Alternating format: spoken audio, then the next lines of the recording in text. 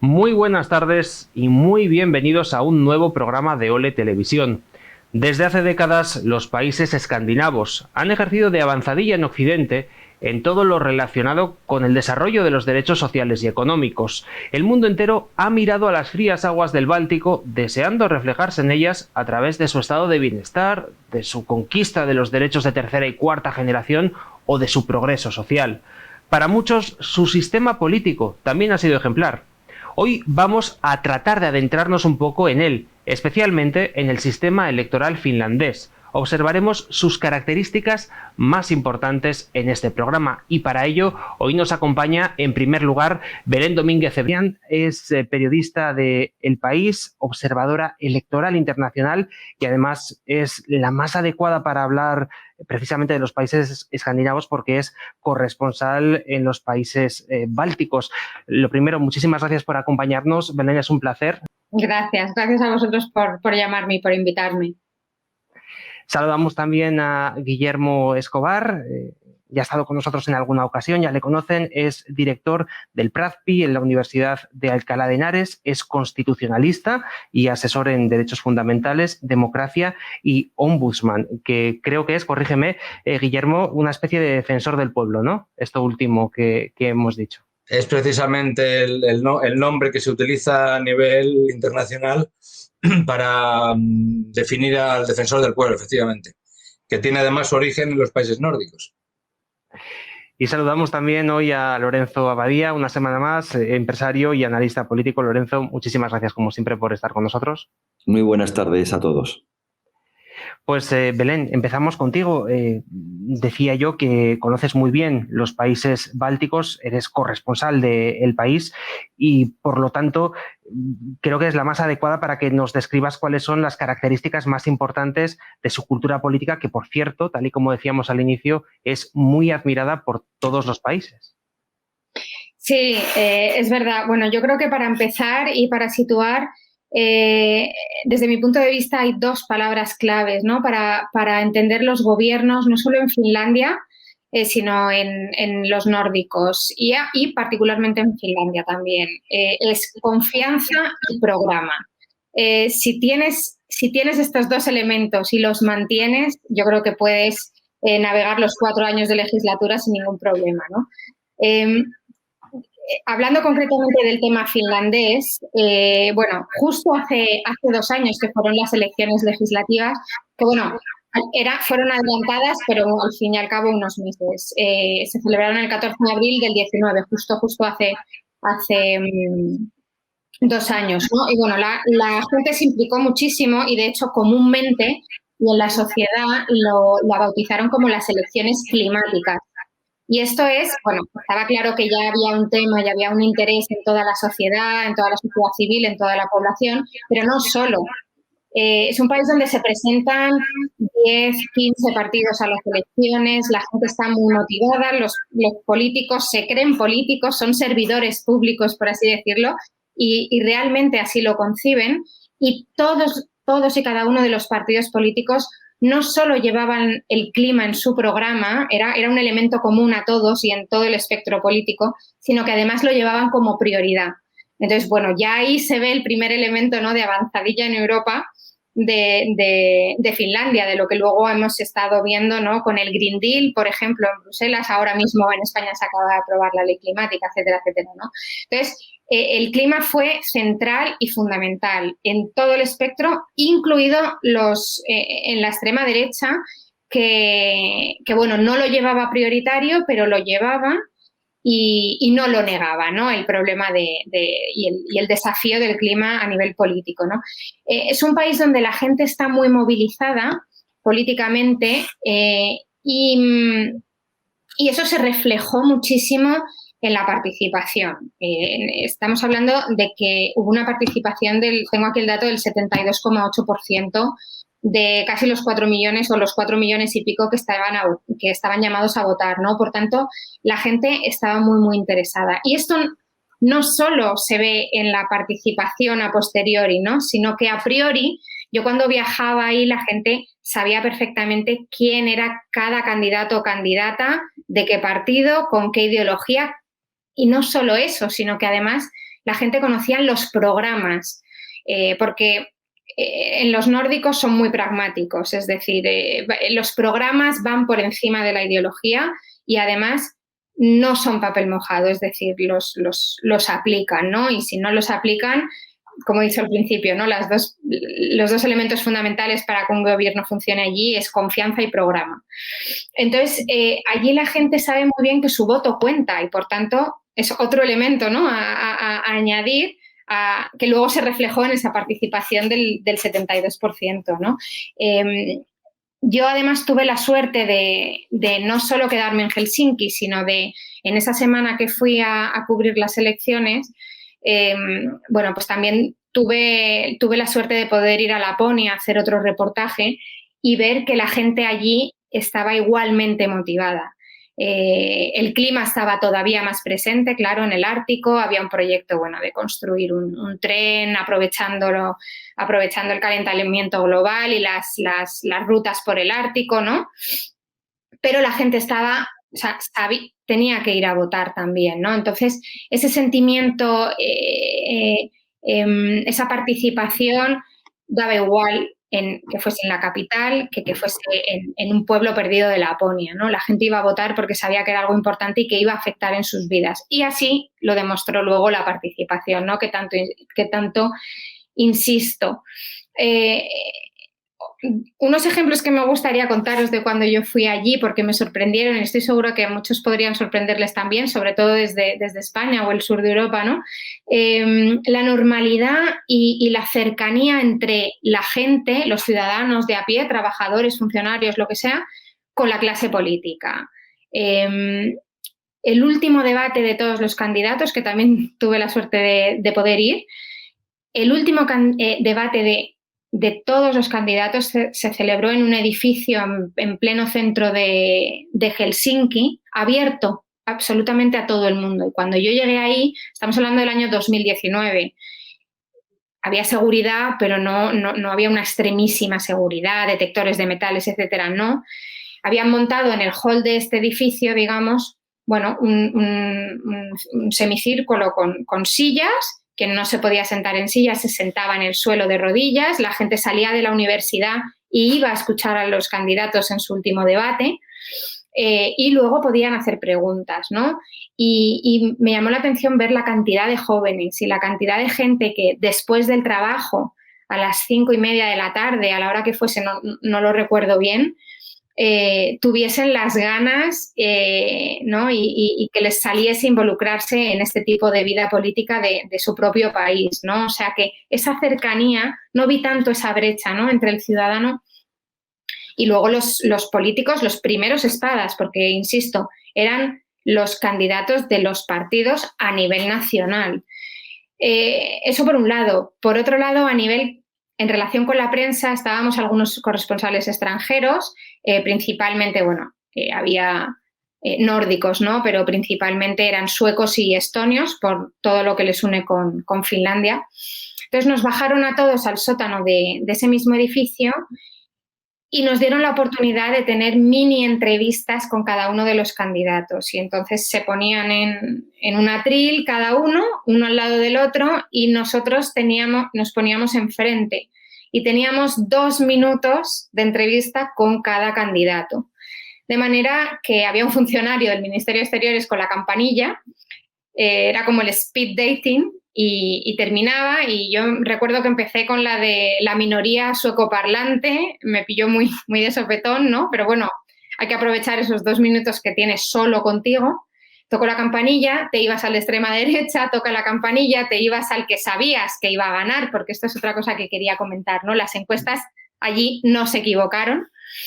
Te ibas con el socialdemócrata, luego con el liberal, etcétera, etcétera, ¿no? Entonces, es un país que innova, que está en constante pensamiento de qué puede funcionar, qué no puede funcionar, se sale de la norma, y bueno, y eso, todos estos elementos que cuento, ¿no? Se juntan y al final hace que la brecha entre la ciudadanía, la clase política, el valor del voto, no sea distante, ¿no? No sea ajeno, no sea grande. Por tanto, luego eso se reflejó, ¿no? en toda esta participación.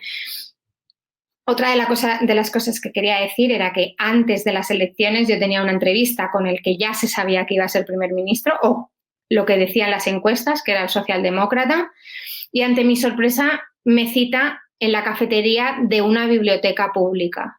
Cuando yo llegué allí, nadie le miraba, nadie cuchicheaba, la gente lo veía normal. Y es un señor que en su momento fue ministro, que se sabía que iba a ser primer ministro, todas las encuestas lo decían, y al final así fue. Y no fue una cosa extraña verle a él hablando con una periodista en inglés, etcétera, o con quien fuese, ¿no? Normalidad absoluta, y la gente va al programa. Finalmente, bueno, no me quiero extender mucho del tiempo, finalmente ganó. Y quiero simplemente decir la diferencia, ¿no? Es un país con un parlamento muy fragmentado, como he dicho antes, se presentan muchos partidos, ¿no? Ganó con el 17,7% de los votos, seguido de los ultras, bueno, de la ultraderecha, con el 17,4%. La diferencia creo que fueron de 6.000 votos. Esto no es nada, esto, bueno, yo no soy experta, pero me parece casi que se acerca mucho a un empate técnico, ¿no?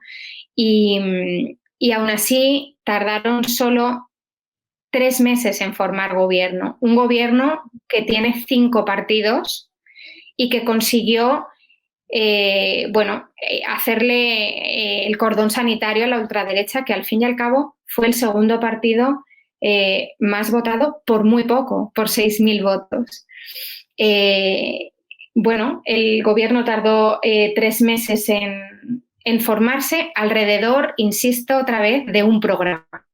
No alrededor de una ideología, alrededor de un programa en el que prácticamente se centraban 3 cosas, que era la economía, la sanidad, el sistema sanitario y el clima, por supuesto. Quiero decir que el gobierno, lo tengo aquí, es de socialdemócratas, liberales, verdes, la izquierda más radical y la minoría subocoparlante. Es decir, consiguieron aglutinarse hasta 5 formaciones alrededor de un programa, ¿no? Finalmente, por terminar la historia, ¿no? El primer ministro perdió la confianza por un escándalo que tiene que ver con una huelga de correos, pero bueno, normalmente en estos países los gobiernos caen por este tipo de cosas y no por grandes cuestiones de Estado, ¿no? Por una huelga del Servicio Público de Correos, perdió la confianza, pero el gobierno siguió. Y el gobierno sigue, porque sigue aglutinado y apiñado, si me permitís la expresión, alrededor de ese programa. Y ese programa es lo que ellos consideran que tienen que aterrizar en los próximos 4 años, 2 ya, es lo que queda, ¿no? Entonces es un país, resumiendo, políticamente implicado, la ciudadanía se implica y en el que la gente está informada y, por tanto, sabe muy bien lo que quiere políticamente hablando, ¿no? Y son muy pragmáticos y muy serios en lo que se refiere al programa, ¿no? En la ideología, las siglas. Creo que eso en Finlandia está empezando a quedar atrás, ¿no? Son unas palabras para decir que sí, hicieron un cordón sanitario a la ultraderecha en 2019, después de haberlos tenido en el gobierno en la legislatura anterior, ¿no? Que fue una legislatura muy inestable, con líos de dimisiones de ministros y con una división profundísima en el propio seno de la extrema derecha, ¿no? Ese partido se dividió en 2 también. Entonces, fue de los primeros países en Europa en experimentar también un gobierno con la extrema derecha. Fueron los únicos que no les hicieron un cordón sanitario. En la UE, porque luego está el caso de Noruega, y luego decidieron no volver a hacerlo, ¿no? Pero tampoco quiere decir que la ultraderecha se desinflase, porque quedó, insisto, segunda, pero sí que decidieron hacer un cordón sanitario, ¿no? Pero bueno, en cuanto a cultura política, es un país apasionante, sobre todo para alguien que viene de una cultura política del sur de Europa, digamos, muy marcada por otros aspectos de la cultura, y en el que sí que se puede ver esa bidireccionalidad, ¿no?, entre la clase política y la ciudadanía, y que se ve que hay un intercambio, ¿no? Esa es la clave. Bueno. Pues menuda diferencia, Belén, con lo que tenemos en España. La verdad es que envidia sana de lo que nos estás contando de un país como Finlandia, que es un país evidentemente interesantísimo. Probablemente haya muchísimos factores que hayan llevado a esa sociedad a ser así, pero yo estoy seguro de que uno de ellos es el sistema electoral que tienen. Guillermo, sí que me gustaría que me analizaras este sistema electoral, un sistema electoral que tiene, entre otras particularidades, esta que estamos viendo ahora mismo en imágenes. Estamos viendo una papeleta de unas elecciones de Finlandia donde se ve un bolígrafo donde hay que apuntar un número, Guillermo, que es el número del candidato que tienen que elegir. Es decir, no votan a una lista cerrada como ocurre en España, votan a un partido, pero luego además tienen que seleccionar al candidato de ese partido que quieren votar. Sí, esta es la principal originalidad del sistema finlandés, ¿no? Porque realmente los otros elementos no son tan originales, ¿no? Yo creo. Por definir un poco a grandes rasgos el contexto, primero, es un país pequeño. Esto también es importante, el número de habitantes, porque, bueno, ya lo dijo Rousseau y tantos otros, ¿no? Es decir, una buena democracia de calidad pues requiere comunidades relativamente pequeñas, ¿no? Es un sistema unicameral, también esto es importante, es decir, no hay más que una cámara. Esto también es original relativamente, y un número de distritos relativamente reducido, ¿no?, que son 15 distritos para elegir 200 representantes, y los distritos pues tienen un número de representantes adecuado a su población, lo cual es bastante proporcional, ¿no? Aunque luego se aplica, como en España, el sistema DONT, es decir, que se pierden los restos. Pero bueno, al ser distritos muy proporcionales y al ser un número de escaños bastante amplio en comparación con, por ejemplo, la proporción que hay en España, pues es bastante proporcional, o algo más que en España. No es puramente proporcional.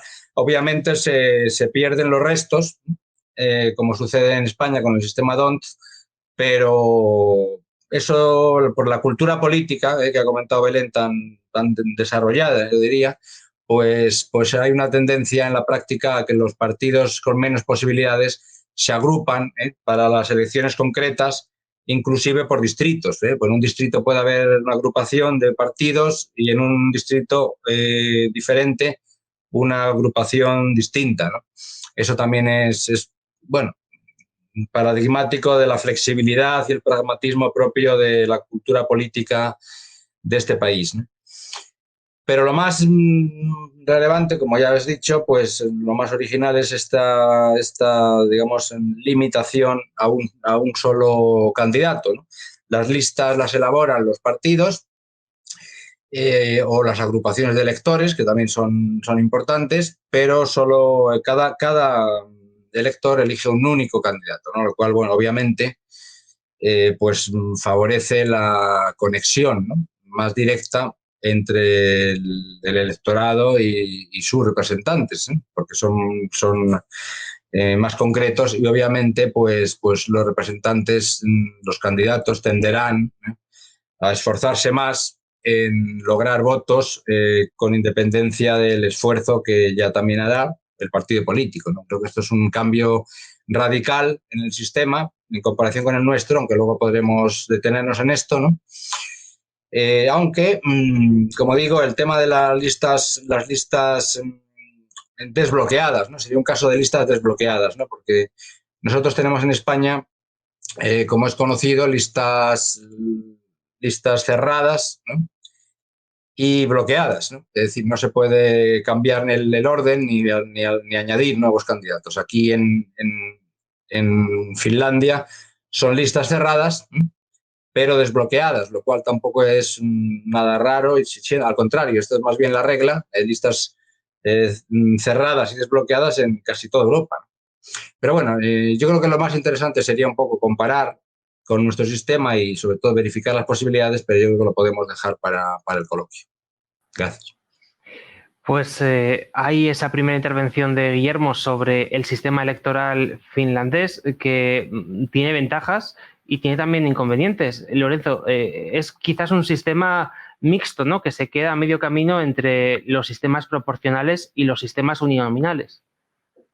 Bueno, se queda a medio camino o avanza todo el camino en ambas direcciones, que yo creo que sería una mejor definición y además, pues probablemente de esa forma se le da y se le otorga el mérito que tiene pues un sistema tan sumamente original y que a nuestro modo de ver, y ya sabéis que la campaña otra ley electoral no se posiciona por ningún modelo o sistema electoral concreto, pero es cierto que está presidida por 4 principios fundamentales, por 4 axiomas, y este sistema, este modelo electoral, pues los cumple sobradamente.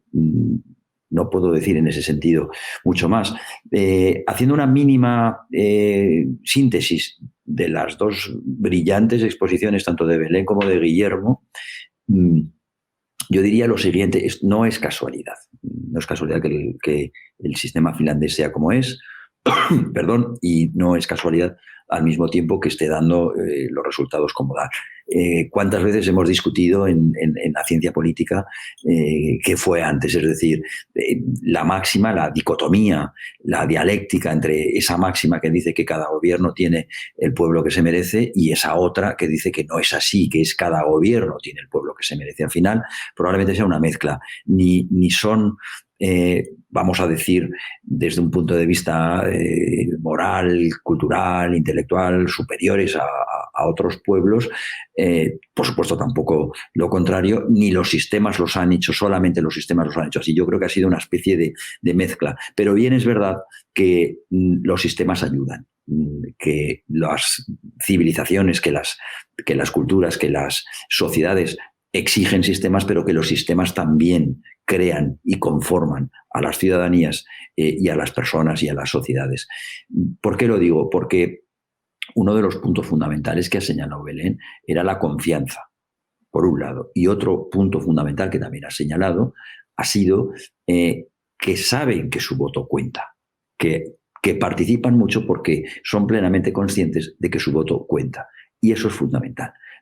¿Por qué hay aquí, y no solamente en España, en muchísimas sociedades, pero en España en concreto, una disociación tan clara, tan evidente entre la clase política y la sociedad? ¿Por qué esa distancia? Pues porque todo el mundo sabemos que aquí lo que hacemos es refrendar listas. Te ponen un menú, como tantas veces decimos, de 5 o de 6 platos y tienes que elegir el menú entero. Oiga, pero es que a mí aquí dentro hay cosas que no me gustan absolutamente nada. No. O sea, esto es así y o lo tomas o lo dejas, y si no te gusta ninguno, pues no votes y ya está. No, allí el hecho de poder elegir, que es una cosa curiosísima, pero que yo creo que está hecho cuanto más pensamos, y hace días que conocemos este sistema y más vueltas le damos, yo creo que con más inteligencia lo han hecho, se elige a las personas que tienen que estar dentro de una lista, pero que a nada que haya unas primarias mínimamente organizadas, bien organizadas, con una ley de partidos, que estoy seguro que la tendrán y como Dios manda, casi cualquiera en listas de 14, de 20, de 30 y tantas personas o candidatos se puede colar en ellas, y se puede colar con el número 34, pero hay de quien piense que el número 34 allí no tiene ninguna posibilidad, en un distrito como el de Helsinki, si no me equivoco, que manda 34. Bueno, Helsinki puede que sean 20 y hay otro de 34. En todo caso, da lo mismo. Pensemos que hay uno de 20 y que se ha elegido, o sea, se ha podido meter en la lista de ese partido político o de esa agrupación de partidos, que también, precisamente por este sistema, pues se favorece mucho que haya listas de candidaturas conjuntas, que sale el número 20. O sea, sale en el orden 20. Da lo mismo. Va a una cesta general que la Junta Electoral Central meten como una especie de gran bola, como si estuviéramos para sacar pues las bolitas de la lotería y por azar, y entonces ese orden, en el orden que se saca, se van poniendo todos los candidatos en una lista enorme que habrá al final pues 200, no, hay más. Son 200 los que salen, pues una lista que a lo mejor hay 2.000 candidatos. En cada circunscripción pues habrá del orden de 200, por ejemplo. Y hay un número que corresponde con el número, con la persona, con el partido y con una parte muy pequeña del programa, porque el programa está en una página web aparte, para quien lo ha querido ver. Bueno, ¿qué control puede tener la cúpula de un partido político sobre la elección de ese candidato? Ninguno. Ningún control. Y eso no es lo grande. Lo verdaderamente fundamental de cara a la sociedad, a los ciudadanos, es la consecuencia de eso. Cuando ese señor llegue al Parlamento y tenga que votar, lo hará de acuerdo exclusivamente a su programa, como decía Belén. Y no se va a fijar en dos cosas. Si esta postura es de izquierdas o es de derechas, le dará igual. Dirá, yo me comprometí con ella porque creo en ella y me comprometí ante mis ciudadanos, punto número uno. Y segundo, a mí mi jefe, para empezar, no tengo jefe. Allí jefe de partido político, de la manera que lo plantea Belén, es inconcebible que haya allí alguien que pueda exigir la disciplina de partido, etcétera, etcétera. Y por lo tanto, ¿ante quién o a quién se deberá? Pues exclusivamente a sus votantes. ¿Eso qué significa?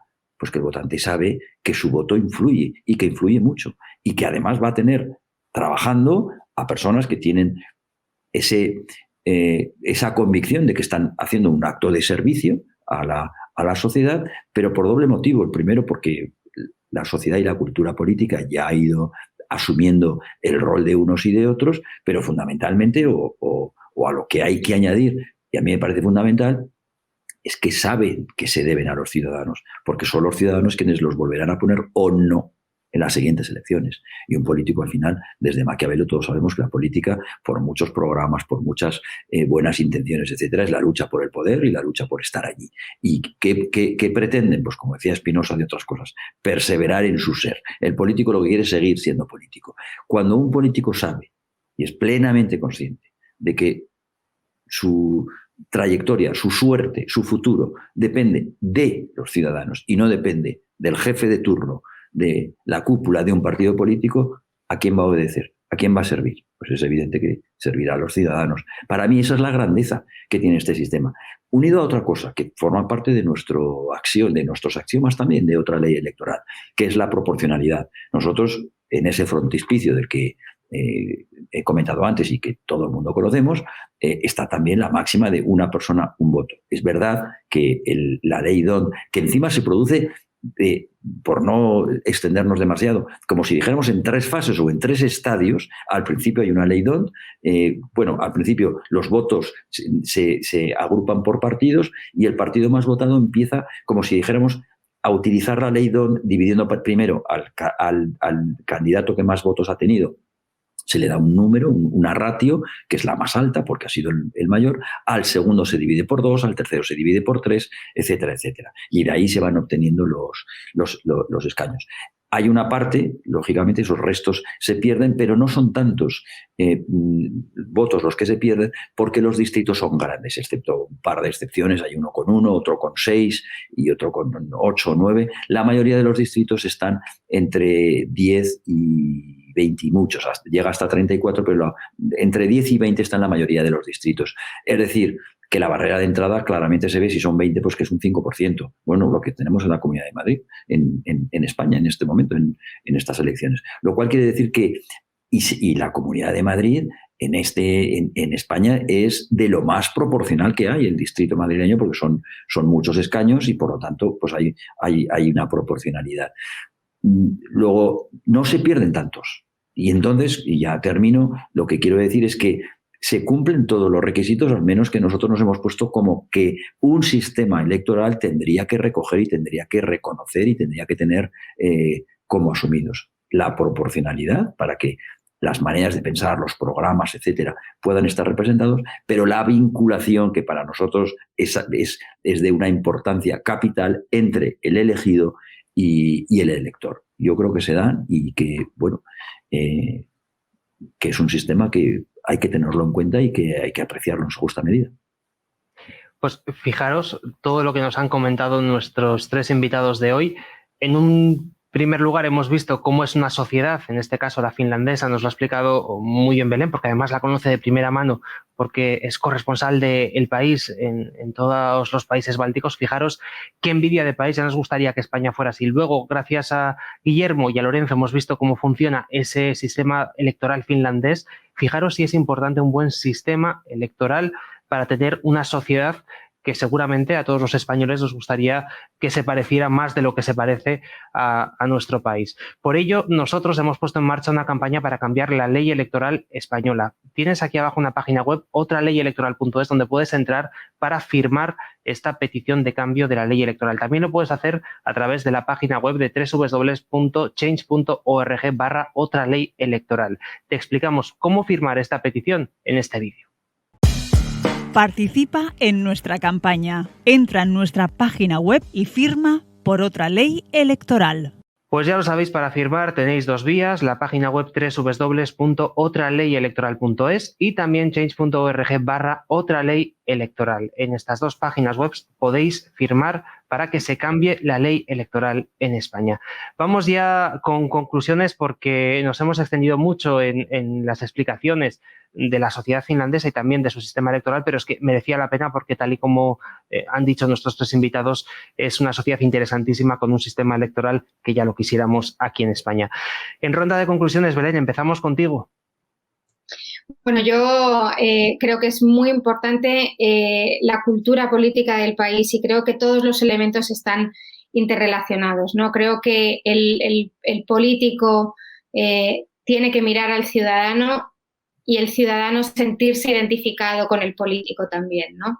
De esa manera se retroalimenta y habrá muchísima más y más sana cultura política, participación, y creo que todo el país se sentirá que forma parte de un proyecto, ¿no? Y que cuenta cada ciudadano. Guillermo.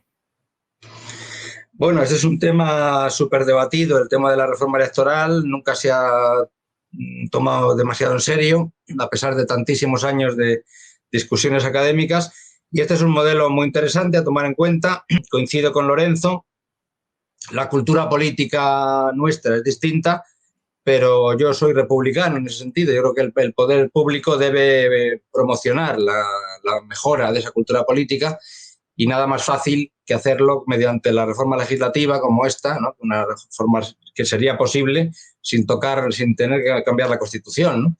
Yo creo que acercaría a los ciudadanos a sus representantes, en primer lugar, ¿no? El viejo lema, uno de los lemas del 15M, ¿no? No nos representan. Bueno, pues es que es difícil que nos representen partidos políticos no tan lejanos, ¿no? a nosotros, ¿no? Es mejor que individualicemos, ¿no? La política, ¿no? Para construir una auténtica representación, ¿no? Y luego, pues también, pues con esta reforma se modificaría esa línea tan criticada por todos, ¿no? Que es verdad, del poder omnímodo de los partidos, ¿no? Sobre no solamente sobre la sociedad, sino sobre sus propios miembros, ¿no? Yo creo que esto diluiría, ¿no? la presión, ¿no? de la cúpula partidaria sobre los afiliados, ¿no? Y permitiría un debate más rico dentro del partido, lo cual permitiría movilizar recursos, ideas, ilusiones, ¿no? Que tantas falta nos hacen en esta época. Esto es un poco la idea que quería transmitir: necesidad de reforma y tener en cuenta este modelo que me parece importante e interesante. Lorenzo, tus conclusiones. Pues que delante de nosotros tenemos una cultura política, la finlandesa, envidiable, y como muy bien ha explicado Belén, y un sistema electoral, un sistema político, pues también envidiable, como muy bien ha explicado Guillermo. Dado que la cultura política no se puede adquirir de una forma, vamos a decir, casi espontánea, aunque sea difícil en España implantar un sistema electoral diferente del que tenemos, no en vano, bueno, yo creo que está en todos los programas de todos los partidos políticos. Otra cosa es que esto no es Finlandia, y el hecho de que esté en un programa a lo mejor es incluso casi la garantía para que no se cumpla y para que no se ponga en marcha. Después de 40 años yo creo que tendríamos que llegar a esa conclusión. En todo caso, de poder cambiar algo, antes será el sistema electoral que la cultura política que vendría después y probablemente como consecuencia de ese cambio previo. Ojalá nuestra campaña sirva para concienciar a las personas, sobre todo a la sociedad civil, a la ciudadanía, de que es necesario un cambio y ojalá, por otra parte, vaya, una vez puesto en marcha ya este proceso, muy en el camino, muy en la línea del sistema electoral finlandés o de algo parecido, porque como decimos nosotros no nos posicionamos con ninguno en concreto, pero ojalá vaya mucho, en todo caso, en esa línea. Pues como siempre, muchísimas gracias a los tres por haber estado con nosotros. Muchísimas gracias, Belén, por habernos dedicado este tiempo. Gracias a vosotros. Guillermo, muchísimas gracias por estar una vez más en Ole Televisión. Gracias por la invitación. Y Lorenzo, muchísimas gracias un día más por acompañarnos en estos programas. Buenas tardes.